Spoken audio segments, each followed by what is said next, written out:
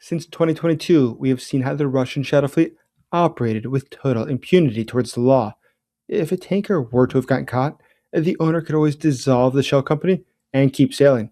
It was a cat and mouse game, but the mouse was always wearing a mask. But today that game has changed because the cat has finally gotten claws. On January 22nd, we saw the sanctuary of the high seas stop feeling like such a sanctuary. French commandos boarded the tanker Grinch, and the captain ended up in custody. Now, for years, the risk of being caught was only a technical thing, it was paperwork. But today, that risk translates into a jail cell. That single shift breaks the entire business model. A shell company cannot feel fear, but a crew, it most certainly can. And when the man on the bridge can be detained, the corporate wrapper stops protecting anyone. The shadow fleet is no longer a trade dispute. It is beginning to look more and more like a military objective. Every voyage turns into a personal gamble for the crew, not just a legal trick for the owner. But in Moscow, this reads as a stability threat. Because in Russia, they know what the future is without oil. There is no future without oil. So today, you can be certain panic is spreading inside of Moscow. My name is Dr. Jason Smart. I'm a national security advisor and a Kiev Post special correspondent. The situation right now for Russia is complex, and it's getting no less difficult because right now, Russia has lost what it had counted on being able to use. It saw for the past few years that nobody was going to do anything about sanctions. It could continue just to sail through the seas and sell its oil. But if that jig is up, what does that mean? How will Russia be able to afford to keep going? And the answer is very simple.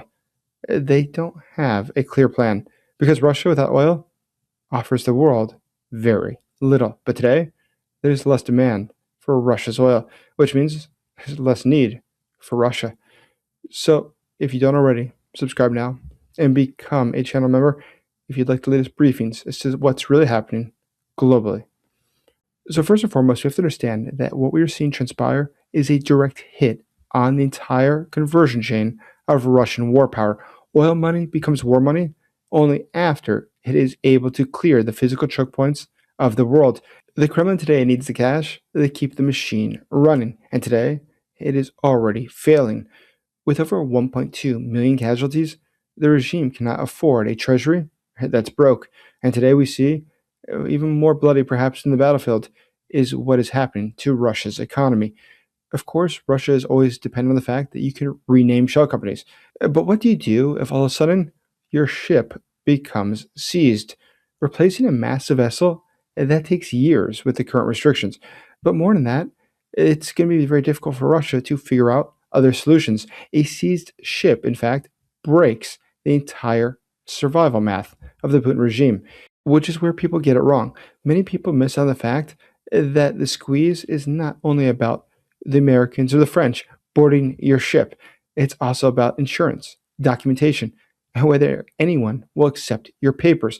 So you can have a printed certificate, but it doesn't mean that everybody will accept it. European authorities have pushed, in fact, for tighter requirements for proof of insurance and reporting in their waters. Shadow operators can waive their documents all they want, but if the coastal states do not accept those papers, well, there comes the inspectors. There come the authorities. And in Moscow, this reads as a trap that keeps tightening because the fleet cannot hide from paperwork forever. Sooner or later, you will get caught. So today, this also signals something even more important. It signals for the entire underworld that now there's attention on them. But look at the Americans with Operation Southern Spear. That was a signal that the United States is willing to do more than just issue more sanctions. It's willing to actually seize ships. And today, we see that there is this effort in both hemispheres. And there's an entire message that's gone out now to the global underworld. The sanctuary, it's gone. It's no longer going to operate like that. Peacetime sanctions are over. Today, there is active maritime conflict. And interdiction risk forces buyers to demand deeper discounts on the Russian crude. Discounts, they bleed the treasury. And the treasury pays for everything that keeps the regime calm. Now, Moscow can tolerate a discount for a month, maybe a little bit longer, but a permanent discount, that changes all their calculations. That's something they had not expected. And because this is so very important, the Kremlin chose one of its top people to handle this file. Which reminds me, please check out the first pinned comment below with the question of the day and with a really great video you should check out. But right below that, you'll see how you too can help the Ukrainian soldiers get the supplies they need to survive this cold winter and to help Ukraine defeat Russia. Thank you. Nikolai Patrushev is Vladimir Putin's old KGB colleague. He is considered to be a hardline ideologue, but this is the man that Russia chose to be in charge of shipping. His background: he's a former director of the Federal Security Service of Russia, the FSB, and he was in charge of the Security Council for many years. He is the referee between the generals, the spies, and the oligarchs. But Vladimir Putin chose him because the Shadow Fleet is now a single point of failure. When the treasury is at risk, you're not going to just send some banker, you're going to send an executioner. Patrushev's presence signals that shipping is now considered a strategic state security matter for the Kremlin. Patrushev knows exactly how to punish people, whom to punish, and he knows how to keep the system functioning despite the panic. But his appointment also tells the world that the Kremlin is prepared to use force to move its oil. But there's something even more interesting about this. When we look at what we saw just on January 29th, we saw that Patrushev visited the Maritime Security Center in Muscat, Oman. Oman matters a lot in this world of shippings because it is so near the lanes and the back channels that keep cargo moving. It acts as a quiet laundromat for sanctioned trade in the region. And Muscat, it wants to remain a neutral hub. Moscow, though, wants a permanent logistics anchor. This visit, though, it signaled a new priority: naval protection deals for the Shadow Fleet, which is sort of funny because when you think about it, if you're openly discussing escorts for your tankers, it's probably a very safe bet to say that you don't feel secure. But it's also safe to say that the entire world realizes that your invisible fleet is already not so invisible. But escorts turn every tanker into a moving military target, and the Russian Navy cannot afford to use combat ships as private oil guards. Every escort mission steals holes from deterrence patrols. It takes away from Russia's readiness. And in Moscow, this reads as a brutal choice: combat power or export security. And that choice pushes the Kremlin deeper into the underworld. If the Navy cannot protect oil, Moscow leans harder on the smugglers. Sanction systems, they overlap. And today, Russia is working with a host of different organizations, a host of different illegal actors. These people are not good people, but that's how Moscow found them. They all have a common interest: how they can beat sanctions, how they can beat the law. But Patrushev's presence also hints at a palace move. There's something that goes on here that's important if you want to understand how the Kremlin operates and the Putin regime. When a hardliner controls the export artery, he controls the budget, which means he controls loyalty. Shipping becomes political leverage, and that is very important inside of the Kremlin. Now, Patrushev's son, Dmitry Patrushev, he's worth remembering, as is his father, because he's very important. Dmitry has probably known Vladimir Putin since he was born. Quite literally, his father and Putin were friends since the 1970s. But Dmitry seems to have a very good perspective for the future. He's a deputy prime minister. He's a former minister of agriculture. His lover is the minister of agriculture, and together they're estimated to have hundreds of millions of dollars. But most likely, it's even more. But Dmitry matters for a different reason as well. There's a lot of speculation that he will take over after Putin.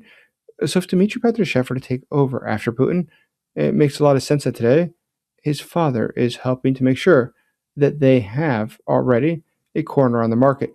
But today we see that it's going to be harder and harder. But Moscow is facing a lot of challenges. Globally, we've talked about its partners that are no longer able to help it.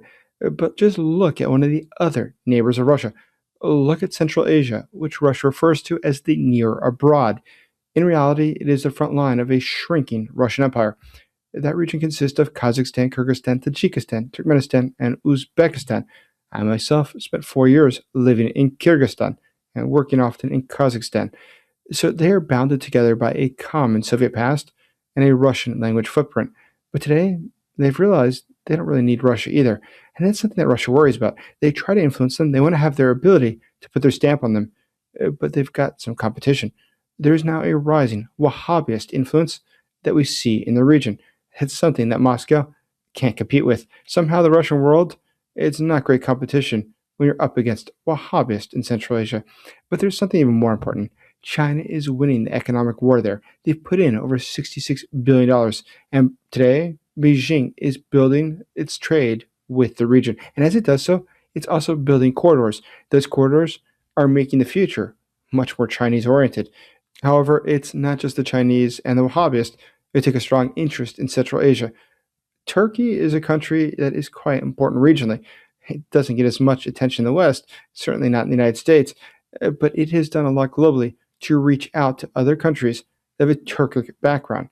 The Kazakh language, the Kyrgyz language, Turkmen language, Uzbek languages are all from the same language family as is Turkish. In fact, I taught at a Turkish university in Central Asia for a couple of years while I was working there. But I digress. So in Moscow, this all is a very bad sign. These countries in Central Asia realize that their future, it's not going to look very good with Russia. They saw what happened to the Ukrainians. They're brotherly neighbors. So if that's what they do to the Ukrainians, people whom they call brother, how do you think that they believe the Russians will treat them? Why would they possibly believe that the Russians are going to treat them well? Today they're turning the other direction, but that is something that is speeding up right now. Now, why that is so relevant to what we're talking about today, about this war, is because today Russia is being cut out of Central Asia, including in transport. We see the Turks are trying to find new ways to do transport between their countries and not have to go through Russia. The Chinese are doing the same thing. Now, by cutting Russia out totally, imagine what the future looks like. Today we're talking about the Shadow Fleet, but tomorrow that means that for Russia, its ability to do trade globally is being diminished by the day. But there's another aspect of this that's very important. Russia historically would have stepped in when it saw things like we're seeing today in Central Asia occurring, but Russia doesn't have the capacity. It doesn't have the military capacity. It doesn't have the cash capacity. It can do nothing, despite the fact these neighboring countries are so very small. So overall, for Russia, we see a lot of signs that things are not going well. Vladimir Putin's first instinct, undoubtedly, would try to be to reinsert Russia to the region. But when that's no longer an option, then what does he do? Putin today is in a bad way. And here's why it'll get even worse.